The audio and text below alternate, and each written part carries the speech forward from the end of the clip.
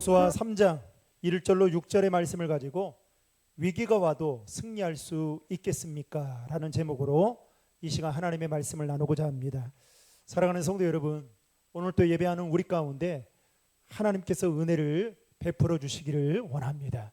오늘 또 예배 가운데 그 하나님의 은혜를 함께 경험하는 귀한 시간 되기를 주님의 이름으로 축복합니다.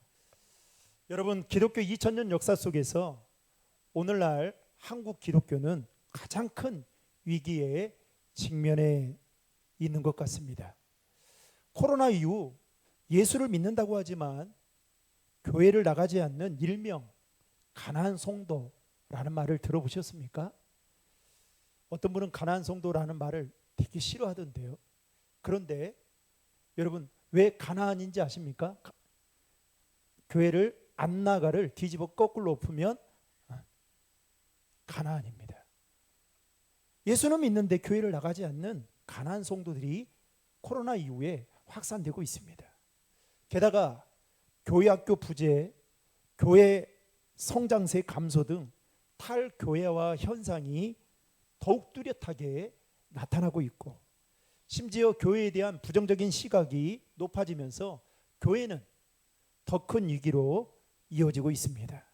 문제는 이러한 위기를 직시하고 이러한 위기를 관리할 수 있는 그 능력이 지금 한국교회와 한국교회 성도들에게 있냐라는 것입니다. 위기는 너무 잘 알아요. 문제는 너무 잘 알아요. 그런데 그 문제를 돌파할 만한 그 믿음의 힘이, 역량이 교회와 성도들에게 있냐라는 것이죠. 왜냐하면 개인이든 교회든 사회든 국가든 위기는 언제든지 찾아오기 때문입니다. 성경에 보면 하나님의 사람은 위기의 순간에 믿음의 진가를 발휘했던 것을 볼 수가 있습니다. 요셉, 욥, 다니엘, 바울, 다윗, 여러분 공통점이 무엇일까요? 이들의 삶이 우리가 생각했던 것처럼 순탄치만은 않았습니다. 아니, 이들의 삶은 그야말로 위기의 연속이었습니다. 여러분, 위기라는 한자를 보시면 이 위기라는 한자는 두 개의 한자로 이루어졌습니다. 하나는 위험을 의미하는 이태로울 위자고요. 또 하나는 기회를 의미하는 틀 기자를 사용하고 있습니다.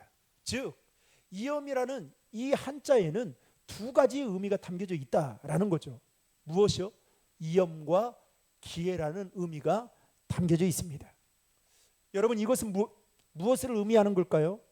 어떤 사람에게 있어서 위기는 인생을 좌절시키는 걸림돌이 될 수 있지만, 반대로 어떤 사람에게 있어서 그 위기는 한 차원 더 높은 곳으로 도약할 수 있는, 성장할 수 있는 매우 좋은 기회가 될 수 있다라는 것입니다. 오늘 말씀은 출애굽하여 40년 만에 요단 동편에 집결한 출애굽 2세대들 앞에 엄청난 위기가 기다리고 있었습니다. 그 위기는 바로 범람하는 요단강이었습니다. 여러분, 여호수아서 3장 15절의 말씀을 다 함께 화면을 보고 읽겠습니다. 요단이 곡식 거두는 시기에는 항상 언덕에 넘치더라. 궤를 뺀 자들이 요단에 이르며 궤를 뺀 제사장들의 발이 물가에 잠기자. 아멘. 당시 이스라엘의 절기는 우기와 건기에 따라 구분이 되었습니다. 우기는 대략 10월부터 4월까지로, 이때는 비가 많이 내릴 뿐만 아니라 이스라엘 최북단인 해발 2814m에 위치한 헐몬산에 그냥 꽁꽁 얼어붙었던 그 눈이 녹으면서 강에 유입이 됩니다. 그러면 강폭이 엄청나게 확장되고 깊이가 깊어지겠죠. 평상시에는 땅의 폭이 30m, 깊이가 1m밖에 되지 않습니다. 그런데 이 헐몬산에 있는 눈이 내리게 되면 그 우기 때에는 이 요단강의 폭이 어떻게 되느냐? 땅의 폭이 1.6km, 깊이는 3, 4m 깊이까지 될 정도로 엄청난 물이 그야말로 많이 있습니다. 오늘 본문에 보면 이 출애굽 2세대들은 자신들의 힘으로 도저히 해결할 수 없는, 즉 요단강을 건너야만 하는 인생의 난제와 같은 문제를 만나게 됩니다. 여호수아 1장 2절과 3절 말씀을 보면 하나님께서 여호수아에게 나타나셔서 약속의 말씀을 하십니다. 사랑하는 성도 여러분, 하나님은 항상 우리가 인생의 위기 앞에 서기 전에 미리 말씀하셔요. 그런데 여호수아에게 어떤 말씀을 하시느냐? 이런 말씀을 하셔요. 너는 이스라엘 백성들과 함께 요단을 건널 뿐만 아니라 네가 밟는 모든 곳은 모두 다 너에게 주겠다라는 약속의 말씀을 하십니다. 미리 띄웠는데요. 여호수아 1장 2절과 3절의 말씀 다 함께 읽겠습니다. 내 종 모세가 죽었으니 이제 너는 이 모든 백성과 더불어 일어나 이 요단을 건너 내가 그들 곧 이스라엘 자손에게 주는 그 땅으로 가라. 내가 모세에게 말한 바와 같이 너희 발바닥으로 밟는 곳은 모두 내가 너희에게 주었노니. 아멘. 여러분 머리에 기억하십시오. 지금 요단강 앞에 범람하는 요단강 앞에 섰던 지금 이스라엘 백성들을 위해서 하나님이 여호수아에게 이렇게 약속의 말씀을 주셨습니다. 그런데 방금 읽었던 그 말씀에 보면 내가 너희에게 뭐라고 말합니까? 주었노니라고 말하고 있습니다. 즉 영어 성경에는 현재 완료로 되어 있습니다. 무슨 말이냐? 이스라엘 백성들이 지금 아직 요단강을 건너지 않았어요. 그리고 그 땅을 밟아보지도 않았습니다. 그런데 하나님의 약속은 이미 여호수아를 통해서 이스라엘 백성들에게 뭐라고 말씀합니까? 이미 그들에게 주어졌다라고 말씀하고 있습니다. 따라서 이스라엘 백성들과 여호수아는 그 하나님의 약속의 말씀을 붙들고 담대하게 요단강 앞에 섰을 텐데 문제는 뭡니까? 그들이 기다리고 있었던 것은 범람하는 요단강이었습니다. 여러분, 하나님은 때때로 우리에게 약속의 말씀을 하십니다. 그런데 문제는 그 약속의 말씀이 나에게 주어졌음에도 불구하고 마치 이스라엘 백성들이 범람하는 요단강을 만나게 된 것처럼 우리 인생도 하나님의 약속의 말씀을 붙들고 살지만 우리 인생 가운데 때로는 내 힘으로 해결할 수 없는 수많은 위기와 난제들을 만나게 된다는 거예요. 그러니까 결코 여러분 우리 인생이 녹록지 않는 겁니다. 그러면 하나님은 왜 우리에게 약속의 말씀을 주셨는데도 불구하고 그 약속의 말씀을 방해하는, 아니 그 약속의 말씀을 바라보지 못하게 만드는 걸림돌과 같은 이 장애물들을 해결해 주지 않으셨을까요? 이렇게 질문해 볼 수 있는 거잖아요.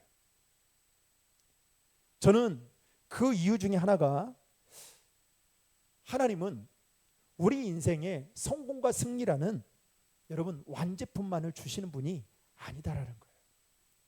위기의 상황 속에서 승리하는 삶의 원리를 배워 그 승리를 만들어내는 진정한 승리자가 되기를 원하셔서 때로는 하나님은 우리에게 약속의 말씀을 주셨지만 그 약속의 말씀을 이루어가는 그 과정 속에 뭘 만나게 하느냐?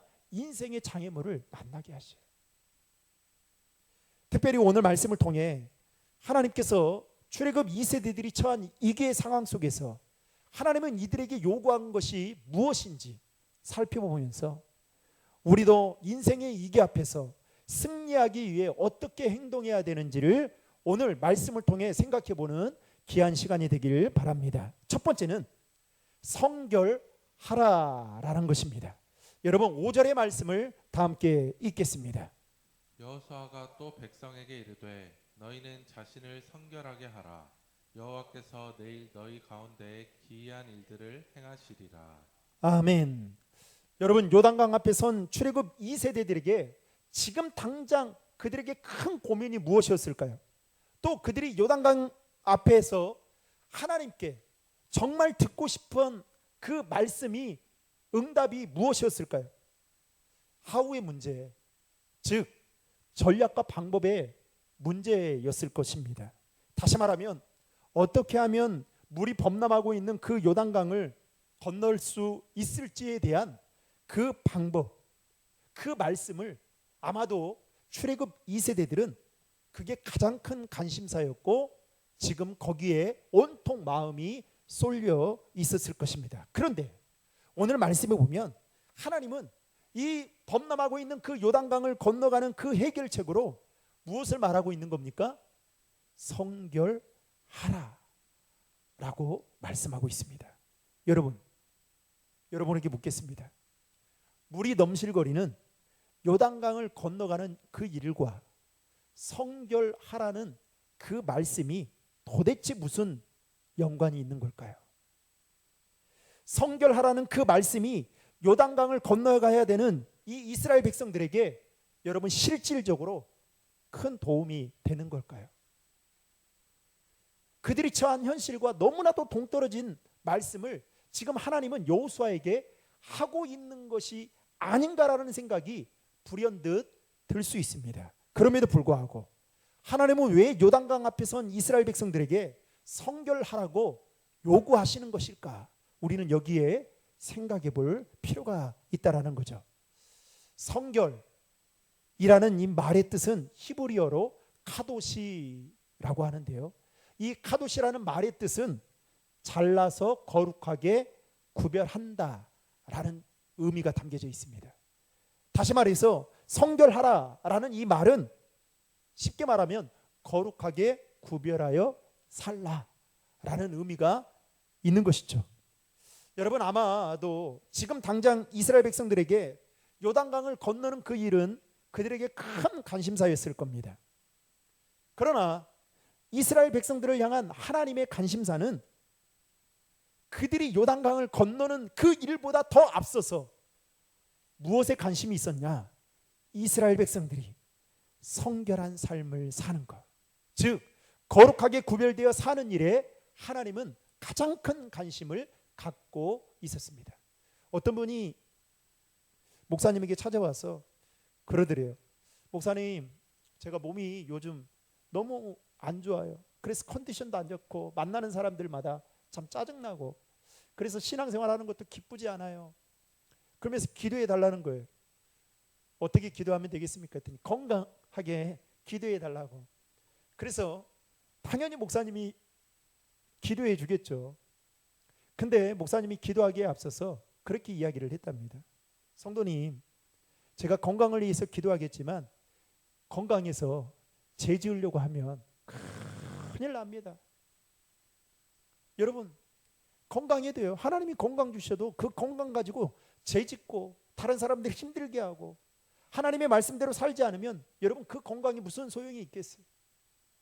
이스라엘 백성들이 여러분 요단강을 통해 하나님이 약속하신 가나안 땅에 들어가는 거 그들에게는 큰 관심사였을 겁니다. 근데 여러분 거기에 들어가서 이스라엘 백성들이 죄를 짓고 그 당시 애굽에 노예 생활하면서 버리지 못했던 그 애굽의 문화들을 그대로 답습해서 살아간다면 여러분 거기에 가나안 땅에 들어가는 게 하나님 보실 때에 무슨 기쁨이 되겠느냐는 겁니다. 여러분 성결한 삶을 사는 것은 그들의 삶의 능력이기 때문에 하나님께서 이렇게 말씀하셨던 것입니다. 사랑하는 성도 여러분, 하나님은 오늘 또 저와 여러분들을 붙드셔서 사용하기를 원하셔요. 그러나 하나님의 손에 붙들림 받아 쓰임 받기 위해서는 무엇을 해야 되느냐? 성결해야 합니다. 요단강을 건너는 능력을 갖추는 게 중요한 게 아니에요. 성결해야 돼요. 사도 바울은 디모데후서 2장 20절과 21절에 이렇게 말합니다. 화면을 보고 같이 읽겠습니다. 큰 집에는 금그릇과 은그릇뿐만 아니라 나무그릇과 질그릇도 있어 귀하게 쓰는 것도 있고 천하게 쓰는 것도 있나니 그러므로 누구든지 이런 것에서 자기를 깨끗하게 하면 귀히 쓰는 그릇이 되어 거룩하고 주인의 쓰심에 합당하며 모든 선한 일을 준비함이 되니라. 아멘. 여러분 오늘날 많은 사람들은 내가 금그릇인가 은그릇인가 나무그릇인가 질그릇인가에 대한 고민을 하고 거기에 관심을 갖고 그리고 그것으로 사람을 평가합니다. 그래서 나는 질그릇인데 큰 그릇 되려고 부단하게 노력해요. 사실 그 사람이 정직하고 진실된 사람인지 그 사람의 됨됨이가 더 중요한데 오늘 우리가 살고 있는 이 사회는 이게 순서가 완전히 뒤바뀌어졌습니다. 그러나 하나님은 우리가 금그릇이냐 은그릇이냐 나무그릇이냐를 따지는 것이 아니라 하나님이 쓰시기에 우리가 합당한 자로 얼마나 깨끗하고 준비되어 있는가를 눈여겨보시는 분이시다라고 사도 바울은 말하고 있다라는 것입니다. 그러므로 성결함이 우리에게 중요한 이유는 무엇입니까? 하나님은 우리가 우리의 삶 속에서 얼마나 거룩하고 구별되어 삶을 사는지를 보시고 귀한 그릇과 같이 여겨서 쓰신다라는 것입니다. 사랑하는 성도 여러분, 저와 여러분의 인생에 크고 작은 위기를 만날 때에 여러분 하나님 앞에서 더 성결해야 함을 통하여 하나님의 능력을 덧입어 그 위기를 잘 극복할 수 있는 우리 신도림 중앙의 모든 성도님들 되시기를 주님의 이름으로 축원합니다. 두 번째로 하나님은 여호수아를 통해 이스라엘 백성들에게 무엇을 말씀하셨냐? 말씀을 믿고 따라가야 된다라고 말씀하고 있습니다. 3절과 4절의 말씀을 다 함께 읽겠습니다. 백성에게 명령하여 이르되 너희는 레위 사람 제사장들이 너희 하나님 여호와의 언약궤 매는 것을 보거든 너희가 있는 곳을 떠나 그 뒤를 따르라. 그러나 너희와 그 사이 거리가 2000 규빗쯤 되게 하고 그것에 가까이 하지는 말라. 그리하면 너희가 행할 길을 알리니 너희가 이전에 이 길을 지나보지 못하였음이니라 하니라. 아멘. 지금 출애굽 2세대들은 물이 범람하는 요단강 앞에 섰습니다. 그리고 그들은 그 하나님이 약속하신 가나안 땅에 들어가려면 반드시 이 요단강을 건너야만 했죠. 문제는 뭐냐? 방금 읽었던 말씀에 보면 그들은 이전에 이 길을 한 번도 지나가 보지 못했다라는 것입니다. 게다가 이 출애굽 2세대들은 자신들의 앞으로 닥칠 어떠한 전쟁이나 싸움이 기다리고 있는지도 몰랐습니다. 그런데 하나님이 여호수아를 통해서 지금 이스라엘 백성들에게 무슨 말씀을 하느냐? 언약궤를 레위 제사장들의 그 언약궤를 맨 레위 제사장들의 뒤를 따르라고 말씀하고 있습니다. 여러분, 언약궤는 이스라엘 백성들이 시내산에 있을 때 하나님이 모세를 통해서 주었던 것이죠. 그런데 그 언약궤 안에는 세 가지가 들어 있습니다. 무엇이었습니까? 십계명을 기록한 두 돌판과 그리고 만나를 담은 항아리와 그리고 아론의 쌍난 지팡이가 그 안에 보관되어 있었습니다.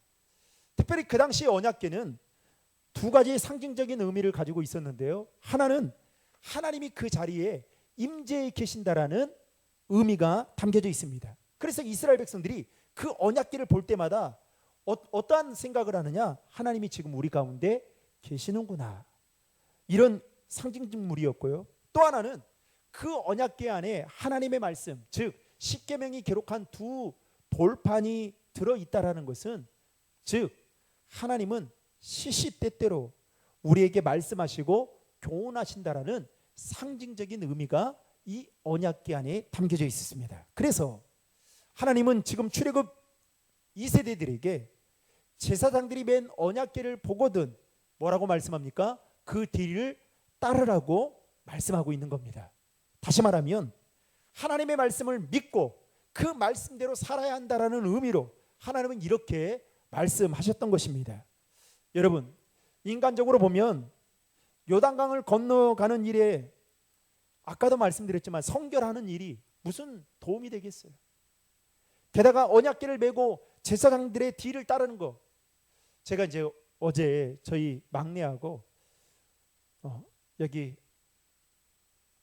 도림천에 자전거를 한번 저는 따릉이를 타고 자전거를 한번 이제 타러 나갔어요.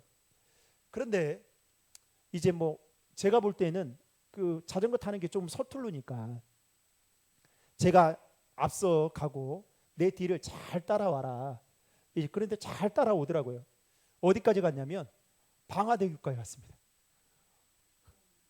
엄청나게 나중에 보니까 막 너무 많이 온 거예요.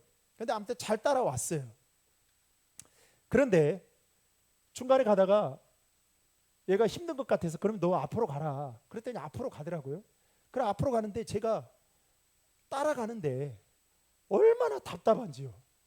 그 앞사람 보고 제가 따라가는데 얼마나 답답한지. 왜냐면 저는 한번 이게 자전거 바퀴가 크니까 한번 이렇게 굴르면 얘가 막 3-4번 굴릴 때 저는 한번 굴리면 가잖아요.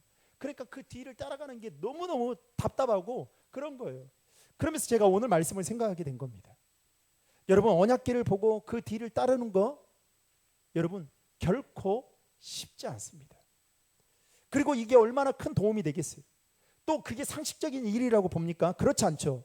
그럼에도 불구하고 하나님께서 이스라엘 백성들에게 이렇게 말씀하신 이유가 무엇 때문일까? 바로 요단강이 범람하고 있는 그 비결은 어디에 있느냐?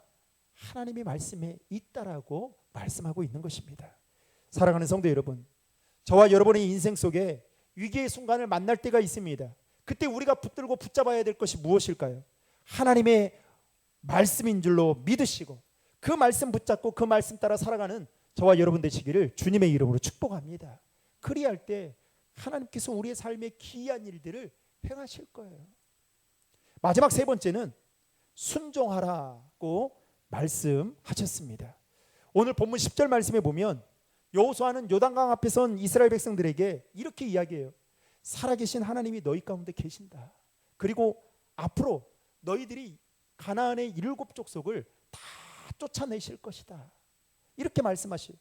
그러면서 언약궤가 너희들 앞에 요단강을 이제 건너가게 될 텐데 이스라엘 지파는 몇 지파로 되어 있어요? 12지파죠. 12지파 중에 한 사람씩 대표자를 뽑아서 그 언약궤를 맨 제사장들의 뒤를 먼저 따르게 하라고 말씀하십니다. 그런데 여러분, 이 말씀이 떨어질 때에 당시 어떤 상황이었냐? 추수하던 때였어요. 즉 물이 제방까지 가득 차 있었던 상황이었습니다. 그런데 언약궤를 맨 제사장들의 발이 오늘 말씀에 보면 요단강에 닿자 여러분 어떤 일이 벌어지느냐? 위에서부터 내리던 그 물이 그쳤고 이스라엘 백성들이 요단강을 건넜다라고 오늘 본문은 말씀하고 있습니다. 16절과 17절의 말씀 다 함께 읽겠습니다.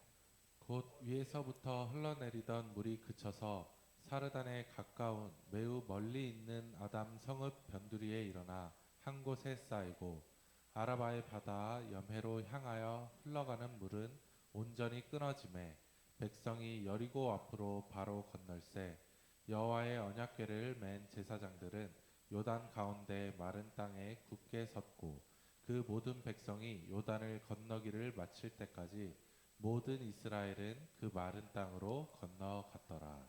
아멘. 여러분 잘 보세요.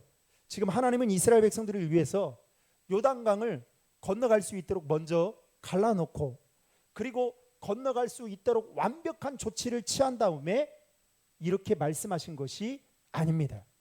여전히 요단강의 물은 넘실거리고 또 그들을 위협하고 있었어요.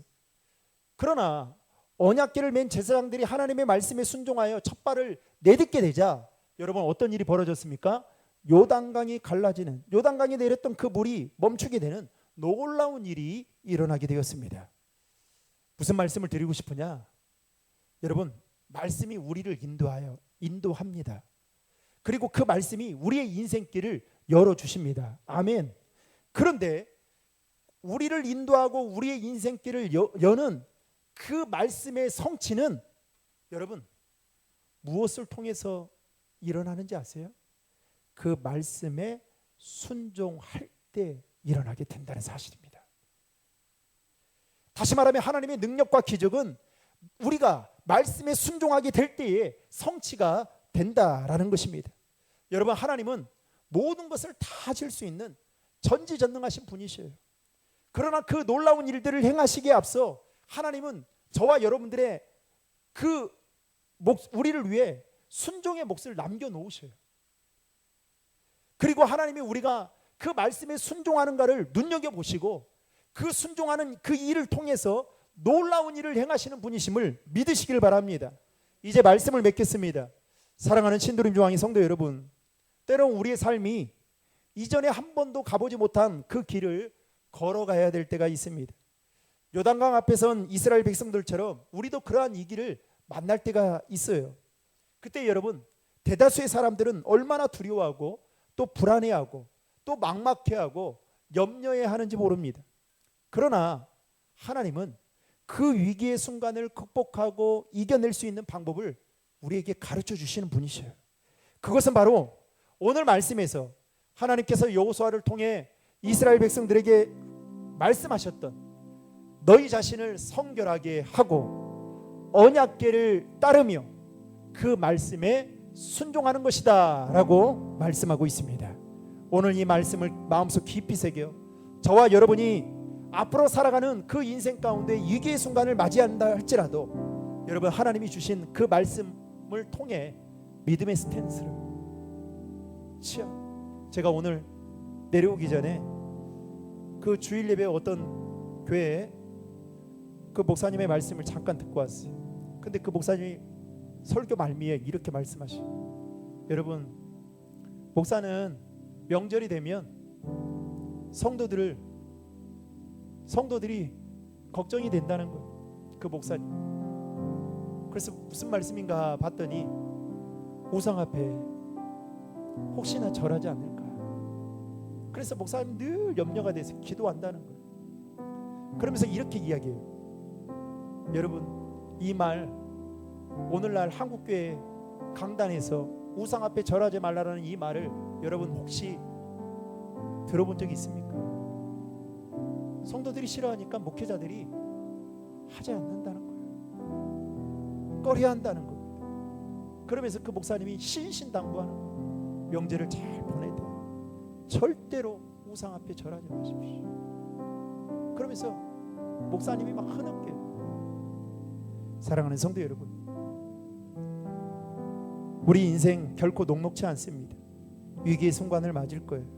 그러나 오늘 하나님은 우리에게 주신 그 말씀에 믿음의 스탠스를 취하면 우리 가운데 기이한 일을 행하시는 하나님의 일하심을 보게 될 것입니다. 그것을 기억하시고 여러분 한 주간도 온전히 하나님이 우리에게 주신 그 말씀 따라 믿음으로 순종하며 살아가는 저와 여러분 되시기를 주님의 이름으로 축원합니다.